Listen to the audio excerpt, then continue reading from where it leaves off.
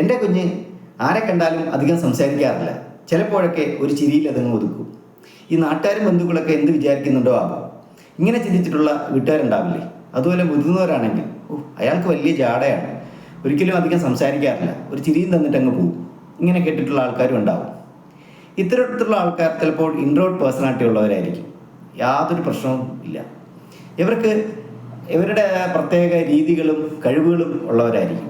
അവരുടെ എനർജി എപ്പോഴും അവർക്ക് ഒറ്റയ്ക്കിരിക്കുമ്പോഴായിരിക്കും കൂടുതൽ കിട്ടുന്നത്. ബാഹ്യമായി സംഭവിക്കുന്ന കാര്യങ്ങളെക്കാൾ അവർ കൂടുതൽ ശ്രദ്ധ കേന്ദ്രീകരിക്കുന്നത് ആന്തരികമായ ആശയങ്ങളിലും ചിന്തകളിലുമായിരിക്കും. അവർക്ക് വളരെ കുറച്ച് സുഹൃത്തുക്കൾ മാത്രമേ ഉണ്ടാവാറുള്ളൂ. അവർ ഷൈ അല്ല, പക്ഷേ ബാഹ്യമായ ഇടപെടൽ പലപ്പോഴും കുറവായിരിക്കും. അറിയപ്പെടുന്ന ഇൻട്രോവേർട്ടുകൾ ഒരുപാടുണ്ട്. എബ്രഹാം ലിങ്കൺ, ചാൾസ് ഡാർവിൻ, നമ്മുടെ സ്വന്തം മഹാത്മാഗാന്ധി, നമ്മുടെ പ്രിയങ്കരനായ മോഹൻലാൽ, ഇവരൊക്കെ ഇൻട്രോവേർട്ടുകളാണ്. ജന്മന അവർക്ക് ആഴത്തിൽ ചിന്തിക്കാനുള്ള കഴിവ് ഉണ്ടായിട്ടുണ്ടാവാം. ആത്മാർത്ഥയില്ലാത്ത പൊഴുത്തനേക്കാൾ എന്തുകൊണ്ടും നല്ലതല്ലേ ചില സമയത്ത് മനസ്സുകൊണ്ട് തരുന്ന ഒരു ചിരി.